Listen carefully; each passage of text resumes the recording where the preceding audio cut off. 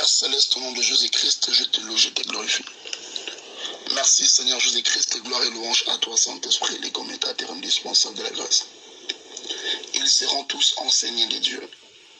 Grande sera leur prospérité. Père, je viens te prier. Père, je viens demander.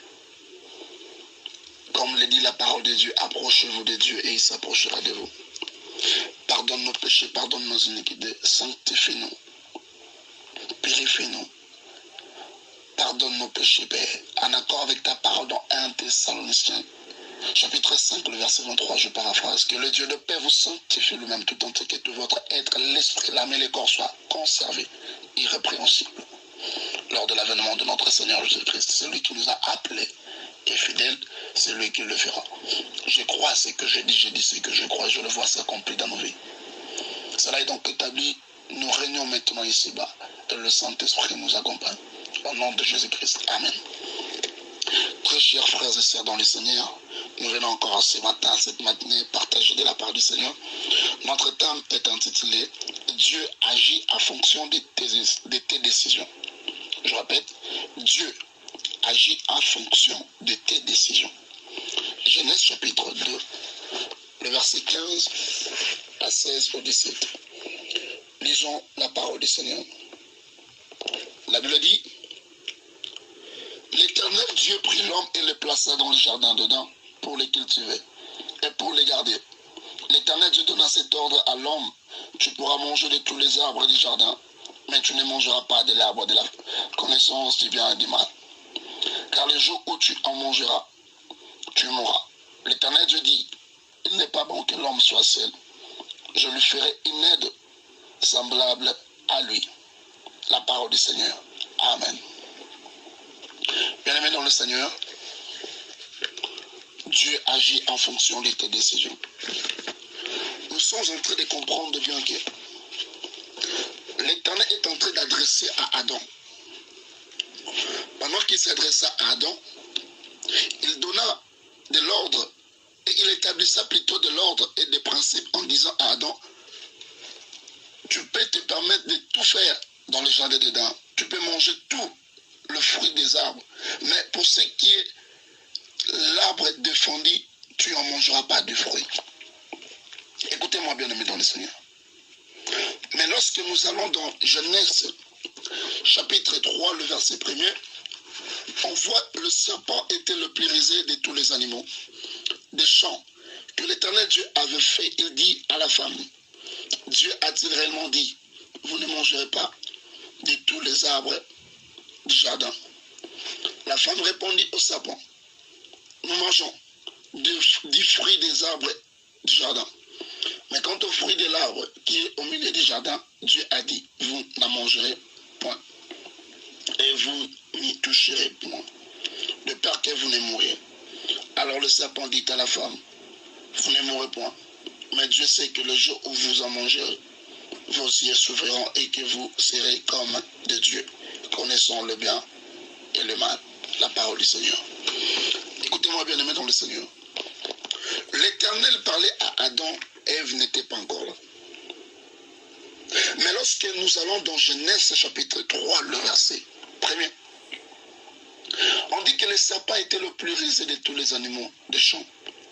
Il dit à la femme: Dieu a-t-il réellement dit? Écoutez bien, il dit: Dieu a-t-il réellement dit? Le serpent est en train de montrer, de parler de la réalité à la femme.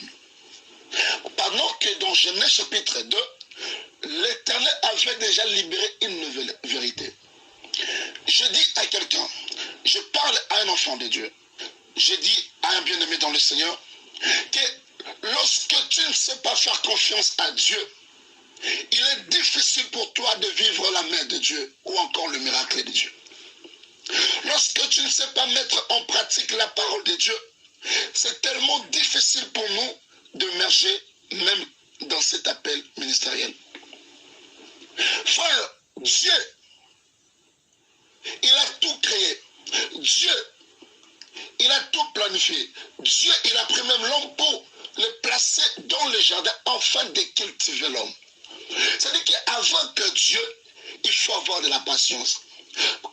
Car Dieu, lorsqu'il te conduit, il sait comment il y aura des temps où il va commencer à te révéler les choses par rapport à ton attachement avec lui. L'Éternel a parlé à Adam. Ève n'était pas là. Je dis à quelqu'un, que représente Ève? Ève représente l'Église.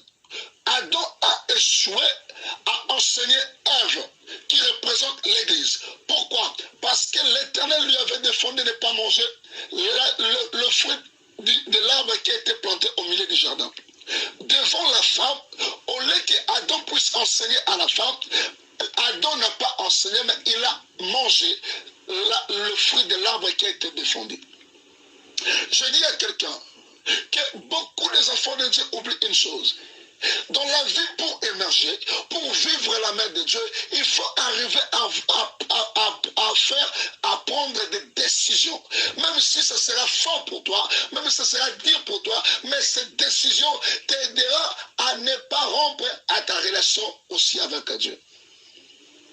Ces décisions t'aideront à ne pas être si loin de ton Créateur.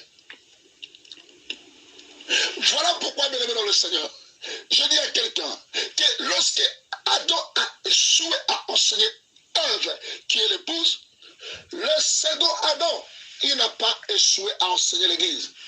Il s'appelle Jésus-Christ de Nazareth. Il a déclaré dans sa parole, il a dit ceci: je ne fais rien et je ne dis rien de moi-même qui ne vient de moi-même. Car tout ce que je vous enseigne, c'est mon Père qui me l'a prescrit. Je dis à quelqu'un, lorsque tu sais faire confiance à la parole de Dieu, cette parole te prendra en charge. Écoutez-moi, bien-aimé, lorsque Dieu place sa promesse en toi, sache que la voix du monde s'approchera de toi. Sache que la voix du diable aussi s'approchera de toi. Et voire même ta propre voix, qui parfois te voudra faire oublier que l'Éternel t'avait déjà parlé auparavant, et qu'à cause des réalités que tu verras devant toi, tu risques de succomber. Tu risques de succomber devant les épreuves par faute, par manque de se rappeler de la promesse que Dieu t'avait faite. Amen. L'Éternel t'a fait une promesse. L'Éternel t'a promis quelque chose. Mais pourquoi tu n'arrives pas à avoir une décision? Pourquoi n'arrives pas à te séparer avec cette vie mauvaise? Pourquoi tu n'arrives pas à te séparer avec des pratiques mauvaises? Pourquoi n'arrives-t-il pas à avoir une décision ferme à cette pratique qui ne glorifie pas le nom du Seigneur? Pourquoi n'arrive-t-il pas à renoncer, voire même à la sorcellerie? Pourquoi n'arrive pas à prendre une décision, à abandonner le péché? Pourquoi n'arrive-t-il pas à avoir une décision de dire non à ça? Je veux suivre le Seigneur. Je dis à quelqu'un, rachète le temps, car les jours sont mauvais. Je rappelle à un enfant de Dieu, il est temps que l'Église de Dieu revienne vers le pour. Il est temps que l'Église de Dieu écoute la voix de son époux. Il est temps que l'Église de Dieu mette en pratique ce que l'époux avait laissé comme des prescriptions. Je dis à quelqu'un, si tu veux vivre le miracle de Dieu, mets en pratique la parole de l'Éternel aux âmes. Mon frère, ma soeur, tu te dis pourquoi telle chose traîne encore dans ma vie? Pourquoi telle chose ne change pas? Mais revois en l'intérieur de toi. Qu'est-ce que tu n'arrives pas à laisser? Qu'est-ce que tu n'arrives pas à te détacher? C'est-à-dire, lorsque tu es collé à la vie du péché, il est difficile pour toi de vivre le miracle de Dieu. La chose qui a fait échouer Adam, c'est parce qu'il avait oublié ce que le maître lui avait confié. Je dis à quelqu'un, il y a beaucoup des hommes de Dieu, il y a beaucoup des enfants de Dieu, que Dieu leur avait déjà parlé en premier, mais ils placent encore des doutes. Pourquoi? Parce qu'ils n'arrivent pas à être ouverts complètement à la parole de Dieu. Oh my God. Oh Éternel, aide-moi. Aide-moi à rester fidèle à toi. Les vents et tempêtes soufflera, Père. Tout ce que je te demande, garde-moi avec toi. Mon frère, quand tu demandes à Dieu de te bénir, demande aussi à Dieu de te donner la force d'avoir une décision. d'abandonner la vie du péché, d'avoir une décision de te séparer de toutes choses qui ne donnent pas gloire à Dieu. Que le Seigneur vous bénisse, que le Saint-Esprit nous aide au-delà de nos faiblesses. Dans le nom de Jésus que nous avons ainsi prié. Amen. Que le Seigneur